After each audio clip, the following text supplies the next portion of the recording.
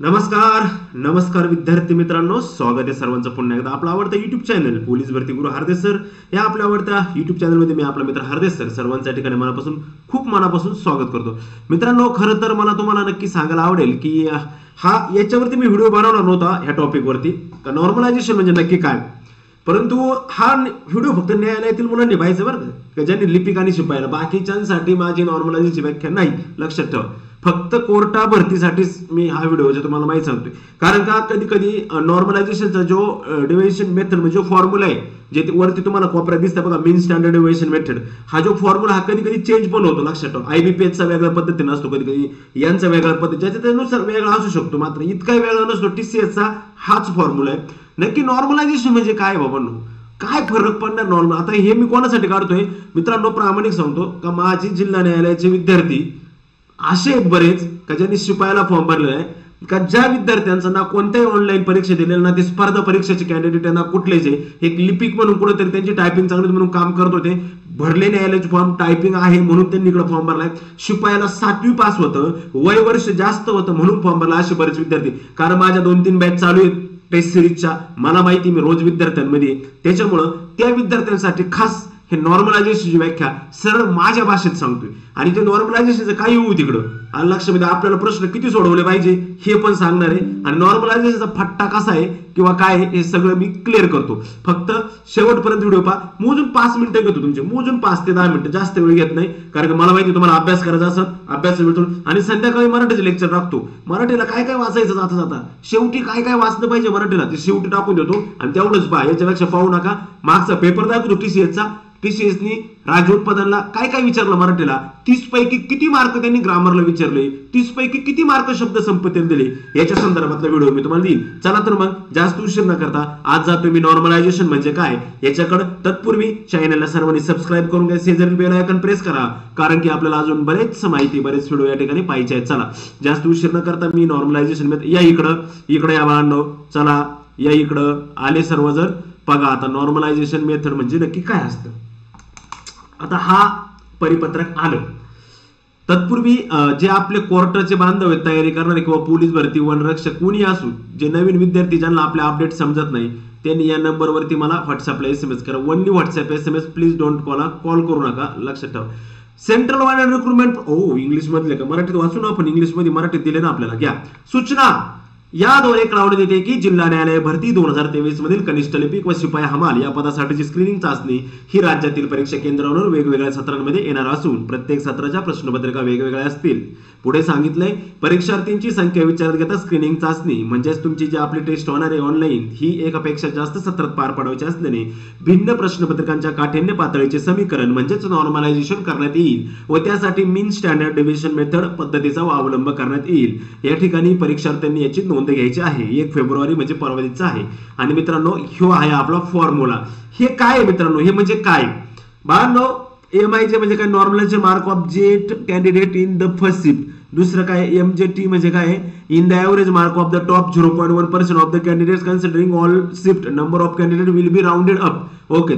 तिसरं काय MGQ in the sum of mean the standard division mark. माझी पण इंग्लिश एवढी खास नाही, पण मी सांगतो बरोबर तुम्हाला, मला थोडं समजतं. Mark of the candidates in the examination. हा ठीक आहे का.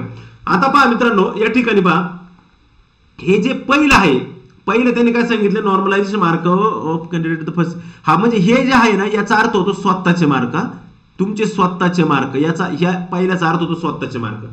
दुसरा जे आहे त्याचा अर्थ होतो सर्व शिप मधील टॉपर. हे जे आहे का, हे याचा अर्थ काय होतो, सर्व शिप मधील टॉपर, सर्व शिप मधील टॉपर जे आहे का त्याचे 0.1%. सर्व शिप मधल्या टॉपरचे जर सपोज मग 10,000 पोरं असले तर मग त्याचे 100चं ते नॉर्मलायझेशन त्यानुसार चालणार ते सर्व शिप मध्ये. त्याच्यानंतर जे पुढे आहे MJ वर JN खाली Q, याच्यातील सर्व विद्यार्थ्यांचे सरासरी मार्क म्हणजे ऑल शिफ्ट मध्ये ना, हे सर्व विषयांचे ऑल शिफ्ट मध्ये लक्षात ठेवा. आता हे तुम्हाला काहीच कळणार नाही, मी सांगतो, हे समजणार नाही सूत्र, लोड नका घेऊ, मी माझ्या भाषेत सांगतोय सूत्राचं काय, मी माझ्या भाषेत, हे इंग्लिशचं समजणार नाही, लक्षामध्ये. त्याच्यानंतर हे बघा, हे जे आहे ना, हे काय मित्रांनो, हे म्हणजे आपले स्वतःचे मार्क आहेत इथले, लक्षामध्ये. वजा त्या ठिकाणी काय का सर्व विद्यार्थी मार्क्स सर्व विद्यार्थी मार्क शिफ्ट मधील ऑल शिफ्ट मधील म्हणजे सर्व हे बघा हे कंसातले ना हे म्हणजे आपले मार्क आहेत आणि हे म्हणजे आपल्या शिफ्ट मधील सर्व विद्यार्थ्यांचे मार्क आहेत. आला लक्षामध्ये. आणि हे जे असतात खालचं याचा अर्थ असा होतो का टॉप 0.1% विद्यार्थी टॉपचे आपल्या शिफ्ट मध्ये हे फक्त आपल्या शिफ्ट मधले सगळ्यांचे मार्क आहेत.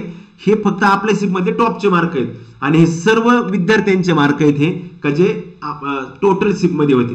आला लक्षामध्ये. त्याच्यामुळे एक काम करा ह्या सूत्राच्या भानगडीत पडू नका. मी माझ्या भाषेत सरळ सुटसुटीत गुटगुटी सांगतो तुम्हाला. आता एक लक्ष द्या. सूत्रांच्या भानगडीत पडण्यापेक्षा ऐका. 40 प्रश्न आहे आपल्याला लिपिकला, 30 प्रश्न आहे आपल्याला शिपायाला. बरोबर. मग आता 40 प्रश्न लिपिकला आहे, 30 प्रश्न शिपायाला आहे. ना लिपिकला मायनस सिस्टीम आहे ना शिपायाला मायनस सिस्टीम. मग तुम्ही किती सोडवणार?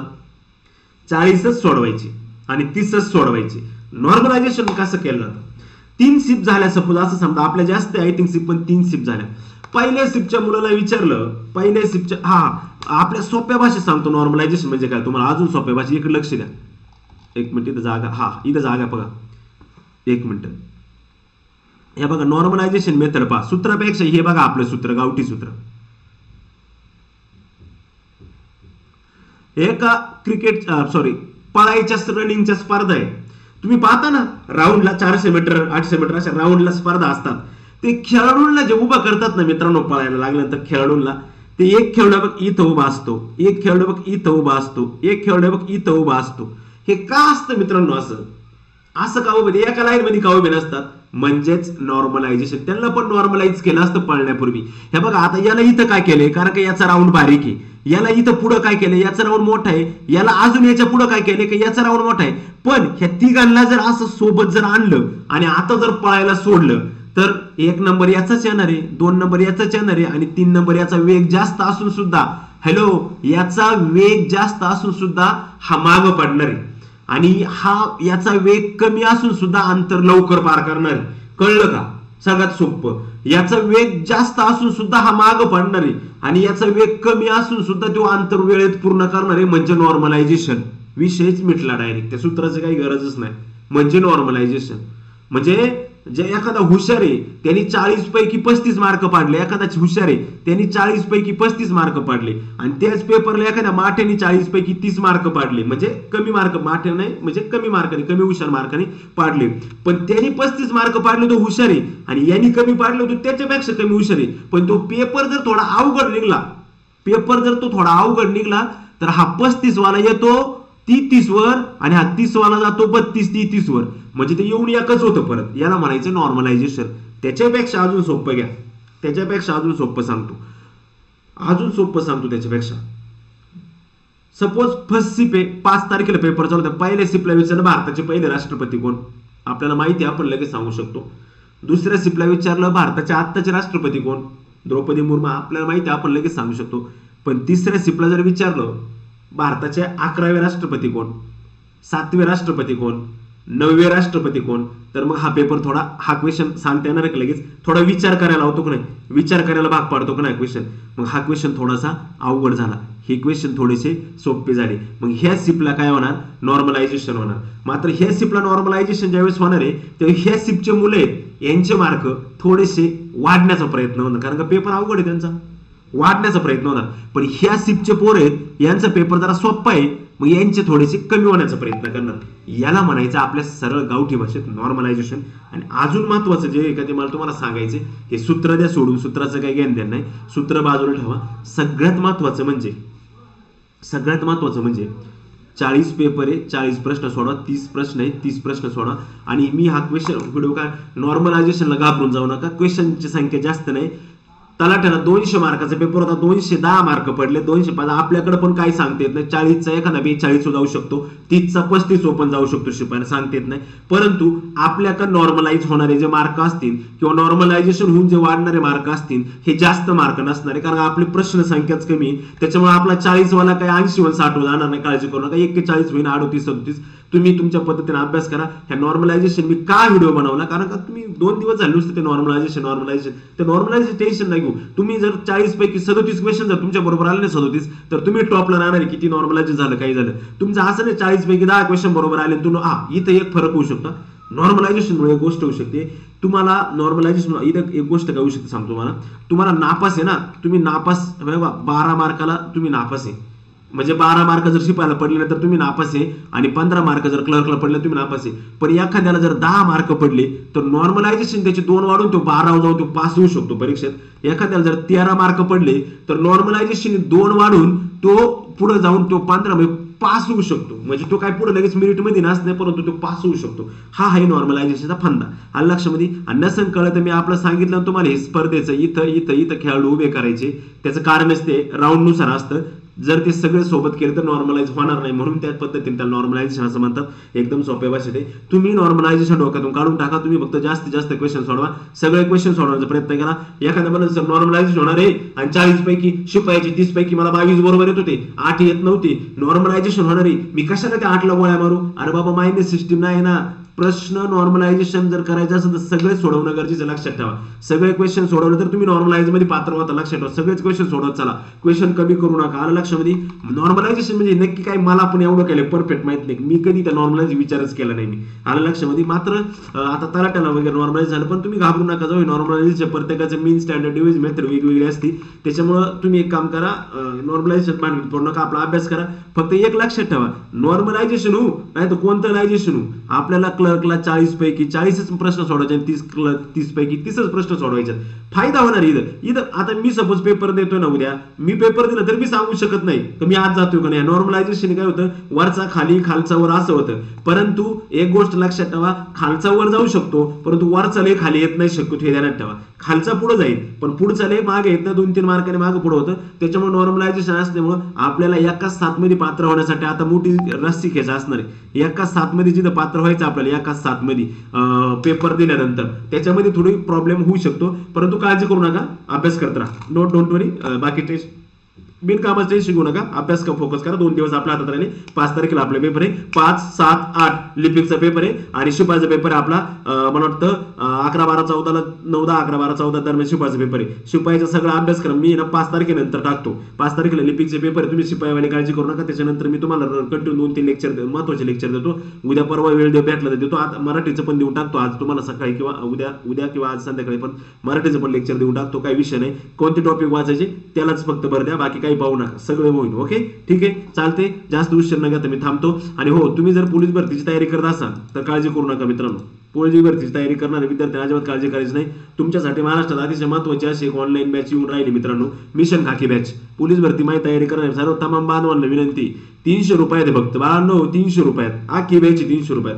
गुरुकुल स्पर्धा अकॅडमी मिशन खाकी बॅच 1 आधी विषय खाकीचा, नंतर विषय बाकी online batch plus live record batch मित्रांनो. मोस्टली 300 रुपयात मित्रांनो. 300 रुपयात बॅचचे वैशिष्ट्य काय, कालावधी 1 वर्षाचा आहे. 300 रुपयात 1 वर्ष कालावधी कुठे भेटतो का? नाही भेटू शकत. आणि किती वेळा लेक्चर पाहू शकता म्हणजे अनलिमिटेड होईल ऍक्सेस. याच्यापेक्षा काय पाहिजे 300 रुपयात. टेस्ट सिरीज घ्यायला गेले मार्केटला तर 500 रुपयाची आणि मार्केटमध्ये तुम्ही एका टॉपिकचे 1000 रुपये घेणारे लोक आहेत. इथं 300 रुपयात अख्खं शिकवतात तुम्हाला. लोडच घेऊ नका. पोलीस भरती करताय ना, डायरेक्ट ऍडमिशन घेऊन टाका. ऍप्लिकेशन डाउनलोड करायचंय. व्हीबी सर गुरुकुल अकॅडमी. डिस्क्रिप्शन बॉक्स मध्ये लिंक आहे. नसन तर प्ले स्टोअरला जा आणि तिथे व्हीबी सर गुरुकुल अकॅडमी नाव टाका. ऍप्लिकेशन डाउनलोड करून टाका. डोक्याला ताण नाही. 300 रुपयामध्ये वर्षभर पहा. बॅच आपली परीक्षा जरी झाली पोलीस भरतीची तरी पेपर लांबण्याची शक्यता आहे. पुस्तकाच्या पण बाबतीत मी कायम सांगत असतो, डोक्याला ताण नाही. साधं बुक नाही, स्मार्ट बुक आहे. एका पानावरती वाचायचं, पोलीस प्रशासन, पंचायत राज पानावर वाचलं का कोपऱ्यात जायचं, स्कॅन करायचा. जे वाचले त्याचं लेक्चर तुम्हाला लगेच दिसणार. एकदम स्मार्ट बुक आहे. विद्यार्थ्यांना बेस्ट सेलर असणार. 35,000 नाही चाललं, आता 40,000 पण आले. 40,000च्या पुढे नाही. लक्षात ठेवा, 40,000च्या पुढे कोणते बुक नाही.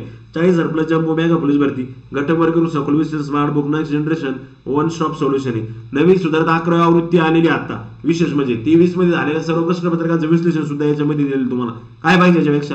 भारतीय प्रकाशन पुणे सिद्धेश्वर हाडबे सरांचे पुस्तक आहे. आणि विशेष म्हणजे 2004 ते 23 मध्ये झालेल्या 425 प्रश्नपत्रिकांचं सुद्धा घटक वर्गीकृत स्मार्ट विश्लेषण केलेले. अतिशय महत्वाचं पुस्तक आहे. बिंदास घेऊन टाका, वाचा. कारण हे पुस्तक तुम्ही कधी जरी घेतलं तर भरती होईपर्यंत ते वाचून होत नाही. मला माहिती आहे, खूप मोठं पुस्तक आहे. ग्रंथ आहे तो डायरेक्ट. लक्षामध्ये. आणि ही बॅचचं पण लावून टाका. डोक्याला ताण नाही. तुमच्या बी माझ्या टेन्शन फ्री होऊन जा. ओके. नॉर्मलायझेशन मेथड समजली, आपल्या भाषेत सोप्या भाषेत सांगितली. लोड घेऊ नका. नॉर्मलायझेशनचा तुमच्या फाटका बसो ना बसो हे कोणी सांगू शकत नाही. तुम्ही तुमचा अभ्यास करा. No tension. ओके चला भेटूया परत पुढच्या व्हिडिओ. मी तोपर्यंत रजा घेतो. जय हिंद, जय भारत.